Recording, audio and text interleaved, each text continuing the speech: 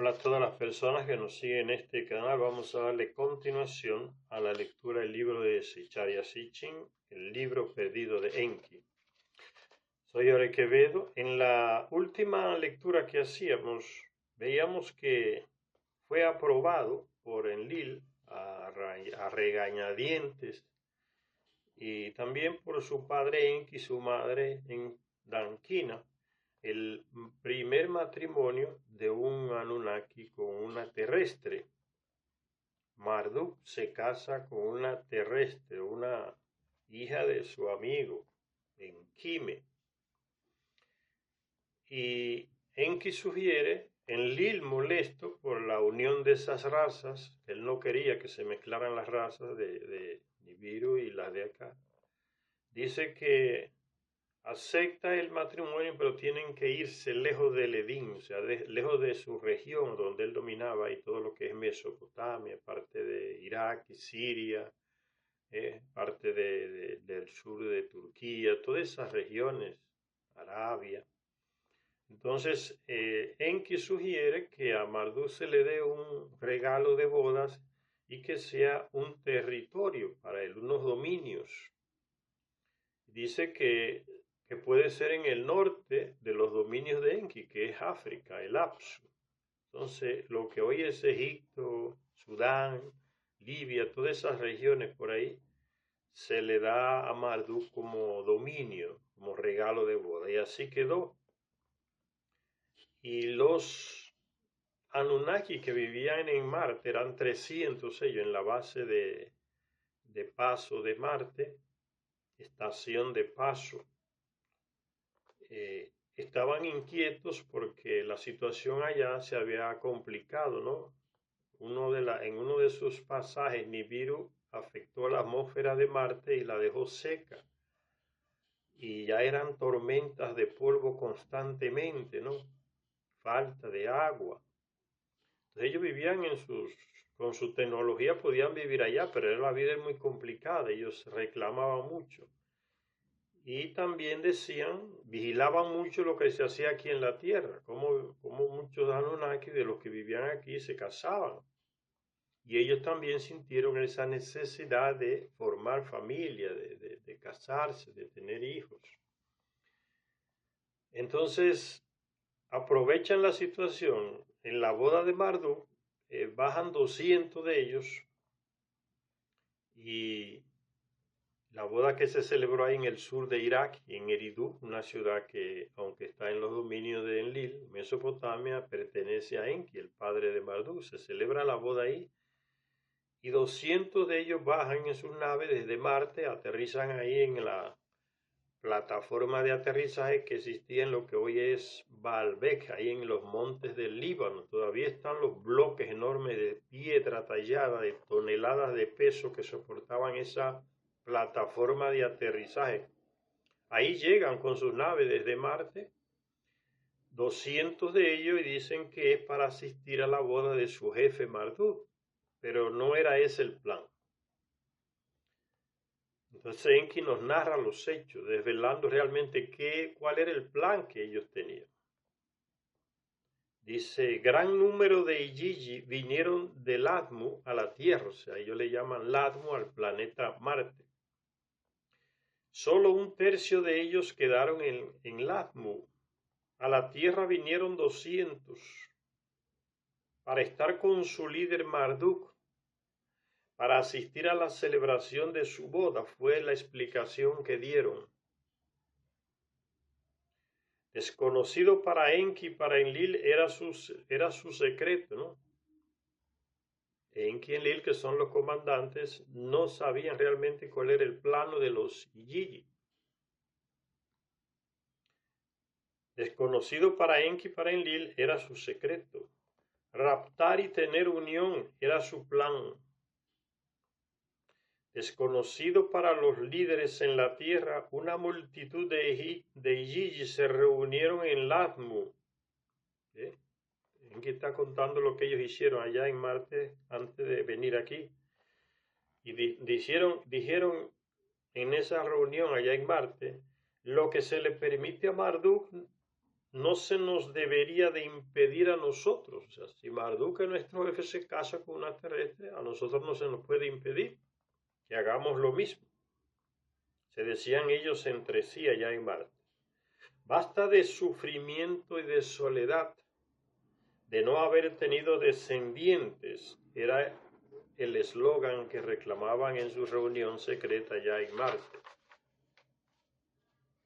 Durante sus idas y venidas entre Marte y la Tierra, yo digo Marte, pero es Lamo que ellos dicen, ¿no? A las hijas de los terrestres, las mujeres adapitas, o sea, descendientes de Adapa, el hombre civilizado, el hijo de Enki, las adapitas son su descendencia, hijos de Adapa y de Titi, su media hermana, ¿no? Que los dos eran hijos de Enki con una terrestre y nacieron ahí a las orillas del río Éufrates. Entonces ahí nació el terrestre civilizado. Entonces esas mujeres que ya son inteligentes, son sabias, los Anunnaki las ven y las pretenden, porque las mujeres de Nibiru aquí en la Tierra son muy pocas y los Anunnaki que viven aquí en el planeta Tierra son los que se están casando con ellas. Entonces los que están en Marte quieren también hacer lo mismo, pero no hay mujeres de Anunnaki suficiente para ello, entonces toman las terrestres. Ya en el libro del Génesis se menciona ese hecho así, de una manera exprimida, ¿no? Dice, cuando los hijos de los dioses vieron que las hijas de los hombres eran compatibles, ¿sí? Tomaron de ellas las que quisieron y formaron familia. Dice, durante sus idas y venidas entre el atmo y la tierra, a las hijas de los terrestres, las mujeres adapitas, como les llamaban ellos, veían y codiciaban, y los conspiradores se decían entre ellos, elijamos a esposas de entre las mujeres adapitas y engendremos hijos e hijas con ellas. Uno de ellos, Shangas era su nombre, se convirtió en su líder. Aun cuando ninguno de ustedes me siga, yo solo haré la acción, les decía él a los demás. Si se impusiera un castigo por este hecho, yo solo lo asumiré en nombre de todos. Uno a uno los demás se unieron a la trama y prestaron juramento de hacerlo junto con Shangas. Para la boda de Marduk, 200 de ellos descendieron en el lugar de aterrizaje, la plataforma de aterrizaje, como ya les dije, ahí en los montes del Líbano, lo que hoy es Baalbek. Ahí están las ruinas todavía. Y encima de esa plataforma de aterrizaje, que son unas piedras enormes de toneladas de peso talladas, los romanos cuando invadieron, construyeron un gran templo, ¿no? A su dios Júpiter. Y todavía están las ruinas de ese templo ahí encima de esas piedras enormes que todavía están ahí en Baalbek, Líbano. Ahí fue que descendieron. Para la boda de Marduk, 200 de ellos descendieron en el lugar de aterrizaje. Bajaron sobre la gran plataforma en la montaña de los cedros. Desde allí viajaron a Eridú. Pasaron entre los terrestres que trabajaban en esa planicie, en esa llanura que hay en Irak, desde el norte hasta el sur, una gran llanura, bañada por el río Tigris y Éufrates, en toda esa región que era el Edén, o el Edén, como se le dice en la Biblia, tenía cantidad de terrestres primitivos y terrestres descendientes de Adapa también trabajando, encargándose de todas las labores. Esos Anunnaki que venían de allá desde el Líbano, de arriba hacia el sur, entrando en el territorio de lo que hoy es Irak, venían y veían a todos esos terrestres trabajando. Eso es lo que está diciendo ese detalle, ¿no? Desde allí, desde la plataforma del Líbano, dejaron sus naves, viajaron a Eridú y pasaron entre los terrestres que trabajaban. junto con la multitud de terrestres llegaron a Eridut. Fue una multitud de hombres y mujeres, jóvenes, viejas, ancianas, a ver esa boda, porque para los terrestres era un caso excepcional, increíble, ¿no? Que una terrestre se case con un príncipe de Nibiru, de la raza de estos señores, gente tan superiores, ¿no? Después de que hubiera tenido lugar la ceremonia de boda de Marduk y Sarpanit, como se llamaba la hija de Enquime, esposa de Marduk, que era terrestre, Sarpanit. Después de la boda, entonces, estos 200 Anunnakis, que como estaban en Marte, se les decían los que vigilan y ven, los Ijiji. Después de la boda, entonces, comenzaron a realizar el plan que tenían. Después de que hubiera tenido lugar la ceremonia de boda de Marduk y Sarpanit, por una señal convenida previamente, Shangas dio la señal a los demás. Cada uno de los Sijiji tomó a una doncella terrestre. Por la fuerza la raptaron. Los Sijiji fueron con las mujeres hasta el lugar de aterrizaje en la plataforma de la montaña de los cedros. En una fortaleza se emplazaron, o sea, en esos, habían locales construidos ahí por el Nil y su gente, en esa plataforma de aterrizaje ahí en los montes del Líbano, o sea, diríamos hoy, había varios edificios. Ellos se instalaron en esos edificios con las mujeres jóvenes que se llevaron de ahí de la boda de Marduk. Dice que las raptaron, pero uno se pregunta hoy, ¿qué mujer joven terrestre iba a rechazar ser esposa de uno de esos personajes, de uno de los señores? Entonces diríamos rapto entre comillas. Entonces ahí se instalaron, se las llevaron y se instalaron en uno de esos edificios ahí en la plataforma de aterrizaje en el Líbano donde estaban sus naves también. Recuerden que están haciendo algo que Enlil no quería, o sea, están desobedeciendo las órdenes del jefe de ellos aquí en la tierra. Pero Marduk ya acaba de quebrar esa orden de casarse con una terrestre. Entonces, por una señal convenida, según el plan que habían hecho, cada uno de esos 200 tomó una de esas jóvenes terrestre y se la llevaron todas allá a esos edificios que había en la plataforma de aterrizaje en los montes del Líbano. Ahí se instalaron. Los Sijiji fueron con las mujeres hasta el lugar de aterrizaje y en las montañas de los cedros, en una fortaleza se emplazaron, se instalaron y desde ahí emplazaron a los líderes, que son Enki, Enlil y Nimrod, los tres medio hermanos, hijos de Anu aquí en la tierra.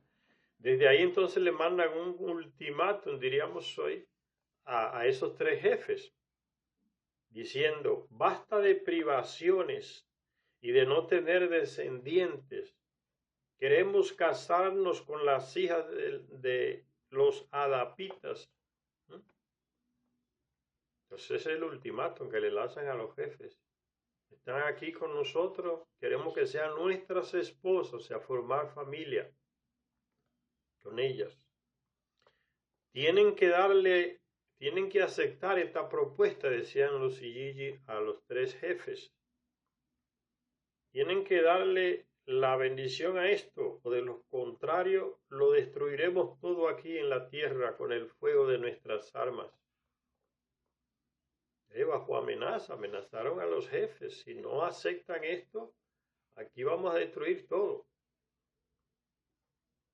Los líderes estaban alarmados. Le exigieron a Marduk, que era el comandante en jefe de esos Anunnaki que vivían en Marte, llamados Ijiji. Mira, tú eres el jefe de ellos, encárgate de esta situación, dale una solución. Eso es lo que le dice Enki, Enlil y Nimrod a Marduk. Los líderes estaban alarmados por este ultimátum de estos Anunnaki y le exigieron a Marduk, comandante de ellos, que se hiciera cargo de la situación. Y Marduk responde: si tengo que buscar una solución al asunto, mi corazón está de acuerdo con ellos, con los Igigi. Así les dijo Marduk a los demás jefes: lo que yo he hecho no se les puede impedir a ellos. Marduk consecuente con lo que había hecho. Si yo soy uno de ellos y soy el jefe de ellos, me he casado con una terrestre, ¿cómo le voy a prohibir a ellos que no lo hagan? O sea, es consecuente con lo que hace, con su ejemplo.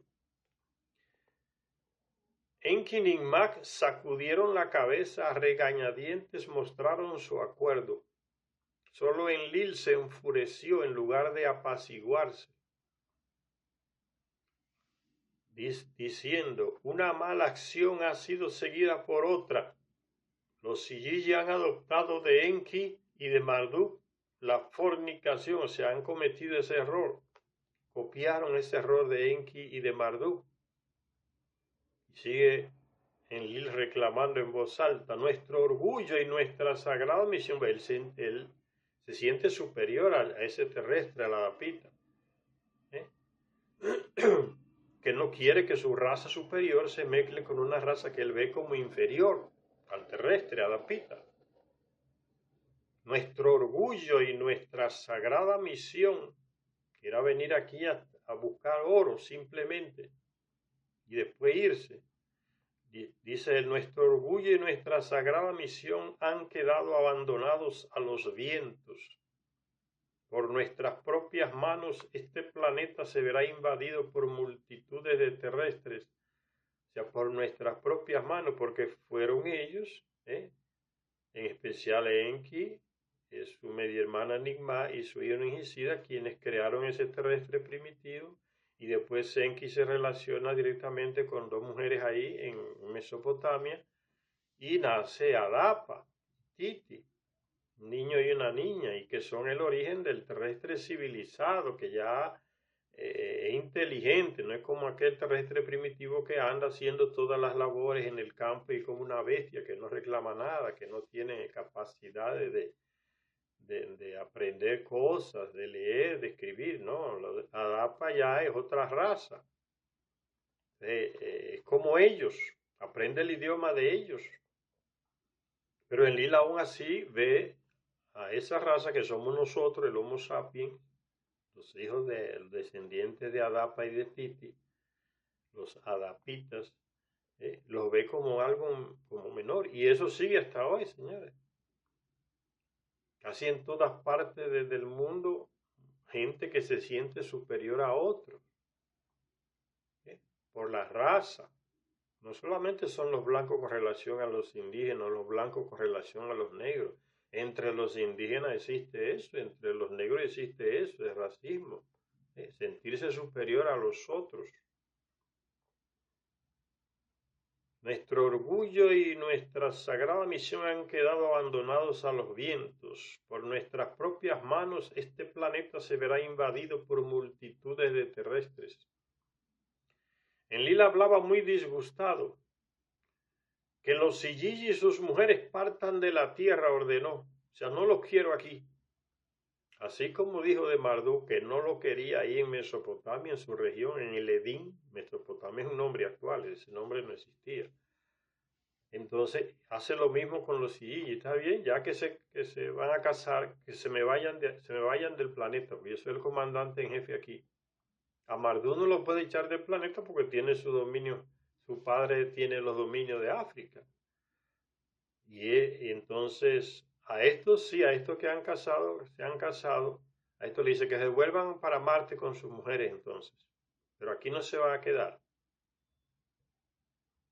Dice, Enlil hablaba muy disgustado, que los Igigi y sus mujeres partan de la tierra. En Lasmu la situación, le aclara Marduk, En Latmo o Marte, la situación se ha hecho insoportable. No es posible la supervivencia. Así dijo Marduk a Enlil Enki. No pueden quedarse en el Edín, gritó iracundo Enlil. Ya dije que no pueden quedarse aquí en mi región. No pueden quedarse en el Edín, gritó iracundo Enlil. Primero dice que no pueden quedarse en el planeta. Váyanse a Marte con sus mujeres allá. Al Marduk aclararle que ya Marte es puro polvo y tormenta de polvo, Enlil dice entonces que se me vayan de aquí del Edín. No pueden quedarse en el Edín, gritó iracundo Enlil, y dejó la reunión muy disgustado. En su corazón Enlil tramaba cosas contra Marduk y sus terrestres. En la plataforma de aterrizaje en las montañas de los cedros quedaron recluidos los Siyiji con sus mujeres. No los pudo expulsar como él quería, Enlil, a los Siyiji y sus mujeres. Entonces tuvo que tragarse el negocio ahí y se quedaron ahí en ese edificio de la plata, en los edificios que había en la plataforma de aterrizaje en el Líbano. Por ahí estaba la residencia, tenía Enlil una residencia también. Y esa gente se quedaron por ahí y tuvieron descendencia de hijos e hijas. Y esa mezcla tan cercana del terrestre con el Anunnaki produjo personas de un tamaño enorme por el ADN más fuerte que tiene el Anunnaki. La genética del Anunnaki es muchísimo más fuerte que la de nosotros porque en relación con la nuestra es pura. Y entonces de ahí vienen los llamados gigantes que nacieron, de esa generación, de esa mezcla de los Anunnaki que vivían en Marte o los Siyiji con mujeres terrestres de ahí, de Mesopotamia. De ahí nacieron esos personajes con tamaño enorme, hasta de 5, 10 metros de altura, que se han encontrado ya los esqueletos en distintos lugares del planeta. Entonces no hay manera de negarlo, los gigantes sí existieron. Y puede ser que existan todavía. Como hay relatos de que por ahí por las Islas Salomón, al lado por ahí de Guinea, de Papúa Nueva Guinea, cerca de Australia, en Indonesia, dicen las gentes que todavía hay gigantes viviendo debajo de la tierra y que de vez en cuando suben y se ven las huellas. Y ellos tienen cientos de años conviviendo con esos personajes, son los que salen de noche, pero son gigantes. En algunos mapas antiguos aparecen esos gigantes por ahí, sentados en el mar y tienen más de la mitad de la cintura afuera. O sea, son personas enormes. Y entonces los esqueletos que se han encontrado en distintos lugares del planeta de ellos, personas gigantes. En Estados Unidos algunos museos tienen esqueletos de gigantes, casi 10 metros, 10 metros de altura. Entonces, eso no es leyenda ni mitología, es realidad en nuestra historia. ¿Cómo nacieron? Pues por esa mezcla tan cercana entre los Anunnaki y los terrestres. Entonces dice que se quedaron en la plataforma de aterrizaje en las montañas de los cedros, recluidos con sus mujeres terrestres. Allí les nacieron hijos e hijas y les decían a esos hijos e hijas nacidos de esos personajes, la gente le decía los hijos de las naves espaciales. ¿Por qué? Porque eran la gente que habían bajado en naves desde Marte o Latmo, se habían instalado ahí, se habían casado con esas mujeres. Entonces esos son los hijos de las naves espaciales.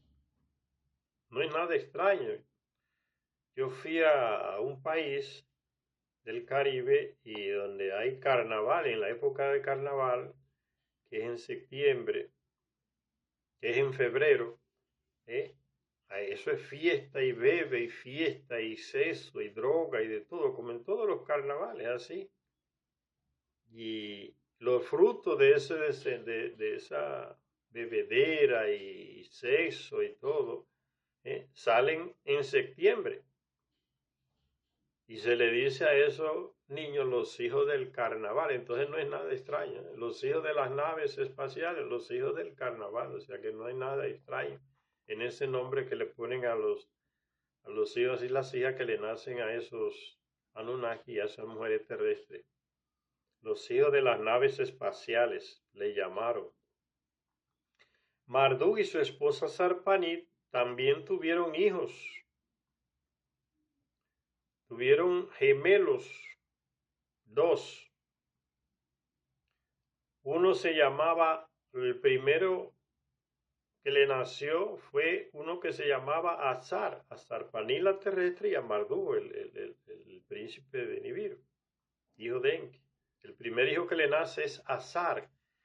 Recuérdense que Marduk se instala en los territorios que hoy es el norte de África, en Egipto y Libia y Sudán, por ahí. Que el Nilo divide esos territorios, ¿no? En medio del Mar Rojo hay un territorio que es de África y después viene el Nilo y sigue otro territorio hacia el interior de África. Entonces, todo eso eran los territorios de Marduk, como ya les dije. Entonces, Sarpaní y Marduk también tienen descendencia. El primer hijo que le nace es Azar, que en Egipto se le llama Osiris, el llamado dios Osiris. Y el otro que le nace es Set, que en los textos originales se le llama Satu. Los textos originales sumerios que narran ese hecho. Entonces, Azar y Satu son los primeros hijos de esa terrestre Sarpaní con Marduk. Fíjense que en esos casamientos de terrestres con Anunnakis casi nunca se mencionan a las hijas por nombre, porque el terrestre copia del Anunnaki esa cuestión de que todo corre a través del masculino, ¿no? De la persona masculina, del hombre, él como que el que va a heredar, el que va a transmitir todo. Entonces hay como una discriminación contra la mujer, viene de ellos. Entonces casi nunca se mencionan a las hijas. A veces se las mencionan, simplemente él como la historia de los varones. Entonces tiene a Azar y a Satu, que son Osiris y Set. ¿Recuerdan la historia de Osiris y Set en Egipto? Y a esos dos hijos Marduk les reparte sus dominios, ahí en África. A uno le da la parte norte de África, donde hoy es Egipto, donde están las grandes pirámides, y a Set le da la parte hacia abajo, porque hoy es Sudán, por ahí, todas esas regiones. Entonces son los dos reinos de Egipto, la corona del norte y la corona del sur. Y después entonces, ya cuando están reinando los dos adultos, Set se le mete como una avaricia, como sucede en muchos de nosotros, y quiere apoderarse del territorio de su hermano Osiris y prepara un plan, ¿no? Y lo mata. Lo mete en un ataúd, lo invita a una fiesta, Osiris se emborracha, vino y vino y vino, y la mujer de Set lo provoca con danzas y cosas, y el tipo se emociona y bebe hasta que se desmaya. Inmediatamente los servidores de Set ya realizan el plan que tenían preparado, ¿no? Tenían un ataúd de metal guardado en una habitación, lo llevan a la habitación y le dicen a los presentes, no, es que lo vamos a llevar a que descanse, porque el vino ya lo hizo dormir y nadie sospecha. Pero lo meten en esa caja, lo sellan y lo echan en el mar Mediterráneo y ahí muere ahogado. Después la esposa de Osiris, que es Isis, entonces lo encuentra y con ayuda de Ninjicida, recuerden ser genetista, hijo de Enki que ayudó a crear al terrestre primitivo, ella toma parte del cuerpo de Osiris que encuentra y con un trabajo genético en esas partes del cuerpo ella consigue el ADN de Osiris y con ese ADN ella se concibe un hijo que es Horus, que nunca conoció a su padre Osiris. Esa es la historia de Set y Azar. Mardú y Sarpaní, su esposa, también tuvieron hijos. Azar y Satus se llamaron los dos primeros. Después tendrán otro que se llamará más pequeño, que ayudará a Mardú miles de años después ahí a conseguir el poder en Mesopotamia. Le llamaban que ese tercer hijo de Sarpanit y Mardú fue tomado como el modelo de los profetas, o sea, una persona que anuncia algo que vendrá. No me recuerdo el nombre de él ahora. Ah, sí, Nabu. Nabu se llamaba el tercer hijo de Mardú y Sarpanit. Nabu, que ahí viene el Nabis, que significa el profeta, porque él andaba en todos esos reinos que habían por ahí, por Mesopotamia, conquistando a los reyes para que se aliaran con Marduk para recuperar el poder y expulsar a Enlil y a su gente, ahí en Mesopotamia. Por eso fundó Babilonia. Y esa guerra por el poder entre Nabu, su padre Marduk, y los hijos de Enlil fue lo que provocó el desastre que barrió a la civilización sumeria, ¿no? El ataque nuclear. Entonces sigue diciendo que Marduk y Sarpaní tuvieron esos dos primeros hijos. Y que Marduk llamó a los Siyiji, que recuérdense que se fueron a vivir en la plataforma de aterrizaje en los edificios allá, en los montes del Líbano, lo que hoy es el Líbano, y él, como era el comandante en jefe de ellos, le dice, vengan aquí a mis territorios, se instalan aquí. Y muchos de ellos vienen y se instalan en Egipto, en lo que hoy es Egipto y Sudán, por ahí. ¿Ven? Ya comienza entonces a aparecer la raza blanca en África. Esa gente que tuvieron hijos, mujeres de ahí, de Oriente Medio, de Mesopotamia, lo que hoy es Irak, por ahí, Siria, se juntan con esos Anunnaki, que son raza blanca, y muchos de ellos vienen a vivirse aquí en las tierras de Marduk, que es Egipto. Ahí está el origen de los blancos en África. Entonces muchos de ellos aceptan la invitación, otros se quedaron allá en la plataforma y se expandieron hacia el este, por ahí, lo que hoy son los montes Urales, me parece, ¿no? Caminando hacia Rusia y esos lugares, por ahí por la Turquía y esos lugares hacia allá. Azerbaiyán, Armenia, todos esos países por ahí que ahora existen, por ahí se fueron muchos de ellos a vivir con sus familiares, esa raza blanca de por ahí, y otros se quedaron entonces aquí en Egipto, en lo que hoy es Egipto, ahí en África. Marduk llamó a los Siyiji para que vivieran en dos ciudades que para sus hijos había construido. Marduk construyó una ciudad en la parte norte de Egipto, una gran ciudad, y otra, lo que hoy por ahí es Sudán. Entonces dividió su dominio entre sus dos primeros hijos, Set y Osiris, Azar y Satu. Marduk llamó a los Siyiji para que vivieran en dos ciudades que para sus hijos había construido. Algunos de los Siyiji y sus descendientes aceptaron la invitación y llegaron a los dominios en la tierra de color oscuro, África. Shangas y otros se quedaron en la plataforma de aterrizaje en las montañas de los cedros. Hasta las lejanas tierras del este, tierras de altas montañas, ¿ves? Lo que es eso que le dije, los montes Urales, para allá, caminando desde Armenia, más allá de Turquía y todo eso, llegando hasta Rusia, por ahí. Todos esos territorios de raza blanca la poblaron estas personas, se expandieron por ahí. Hasta las lejanas tierras del este, tierras de altas montañas, fueron algunos de sus descendientes, de estos Iyiji con mujeres terrestres. Ya van cientos de años. Estos no son hechos que pasan de un día a una semana, no. Aquí está hablando de años y años. Ya de descendientes que se van y se expanden por esos territorios. Hay que ver el tiempo en ese sentido, no de días o horas o semanas, no, o meses, de muchos años que han pasado. Ya hay varias generaciones descendientes de esos Siyiji con mujeres terrestres y se han expandido por esas regiones por ahí.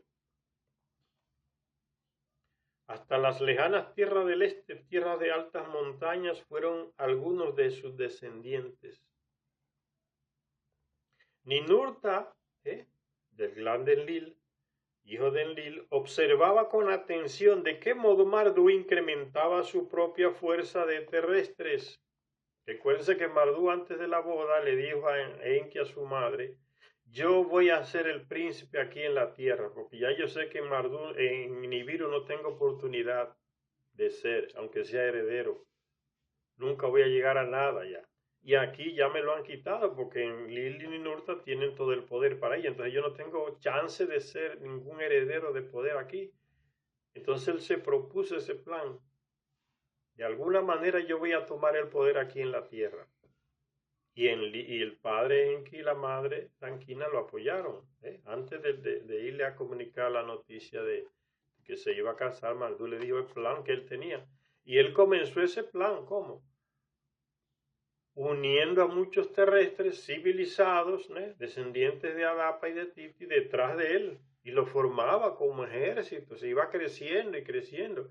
Y Ninurta, que era el clan de Enlil, y observaban eso.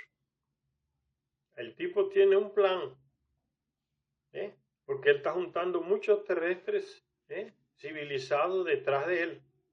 Por eso dice aquí, Ninurta observaba con atención de qué modo Mardú incrementaba su propia fuerza con terrestres. Y se preguntaba, ¿qué están tramando Enki y Marduk? Le preguntó Ninurta a su padre Enlil. Y Enlil le responde, la tierra será heredada por los terrestres, porque es que se expanden demasiado rápido, o sea, se multiplican muy rápido. Ya están casi poblando el planeta entero estos terrestres. Y Marduk está creando un gran ejército de seguidores. Tiene un plan.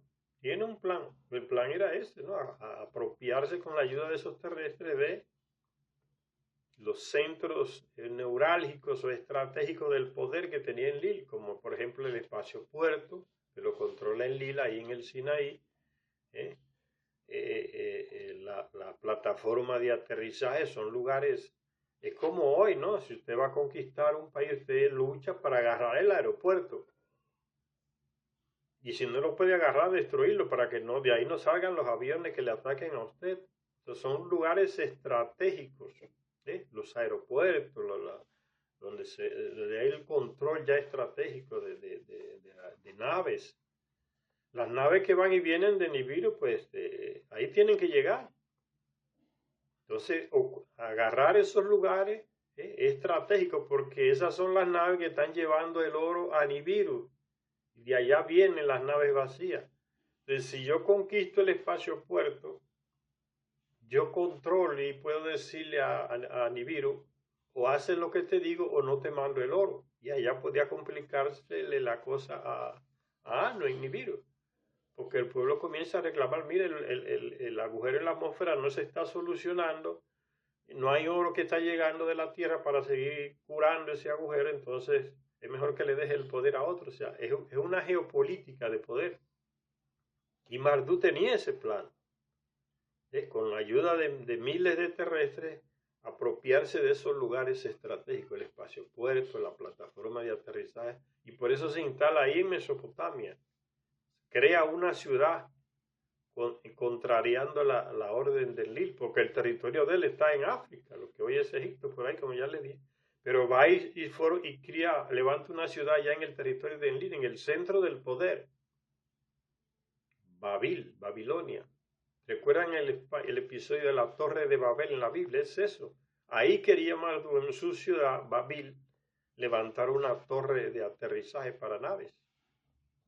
Controlar, que se convirtiera en el sitio central y no el espacio, y no la que estaba ya en los altos de los cerros del Líbano, la plataforma de aterrizaje.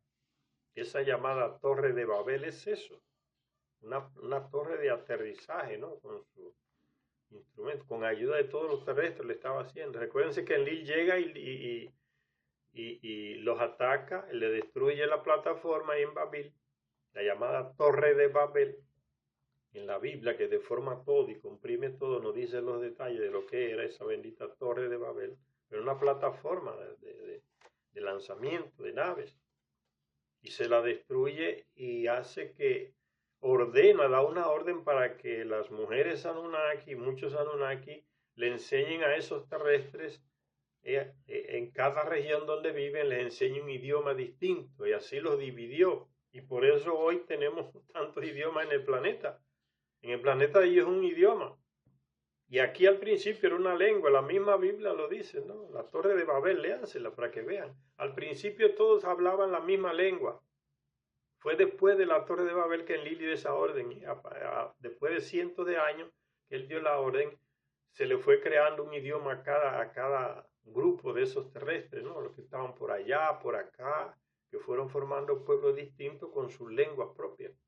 Fue una orden que se dio y tuvo que cumplirse. Y así los dividió.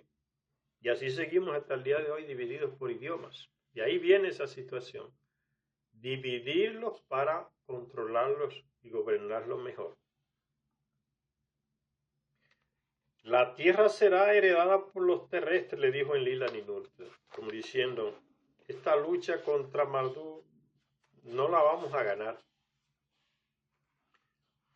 Y entonces fíjense lo que le dice Enlil, analizando ya la situación, y él ve lo que viene, que no va, a Marduk no lo vamos a poder detener. Viendo lo que viene, viendo el futuro, Enlil le dice a su hijo Ninurta, como ellos se van a apoderar de todo el planeta, ve, encuentra a los descendientes de Caín y prepara con ellos tus propios dominios. Ninurta fue al otro lado de la tierra, aquí al continente americano. Encontró a los descendientes de Caín. Les enseñó cómo hacer herramientas e interpretar música. Les mostró las técnicas de la minería y a fundir y a refinar metales. Les mostró cómo construir embarcaciones de madera de balsa y les guió para que cruzaran un gran mar. Eso está en los relatos de los aztecas, señores, todas estas cosas que hizo Ninurta. En una nueva tierra establecieron sus dominios en Enlil y Ninurta, en los Andes, Tiwanaku como centro. En una nueva tierra establecieron sus dominios y construyeron una ciudad con torres gemelas. Interesante, ¿no? Que los aztecas narran eso, de las dos torres gemelas, de dos grandes ciudades, y de ese antepasado, pero antiquísimo llamado Caín, el origen. ¿Sí? Recuérdense que Ninurta fue el tutor de Caín desde niño. Caín, hijo de Adapa y Titi, los dos primeros terrestres civilizados que nacieron de la unión de Enki con esas dos mujeres ahí en Mesopotamia. Nació Adapa y Titi, medios hermanos los dos, que eran hijos de Enki, ¿no? Y esa descendencia después de miles de años.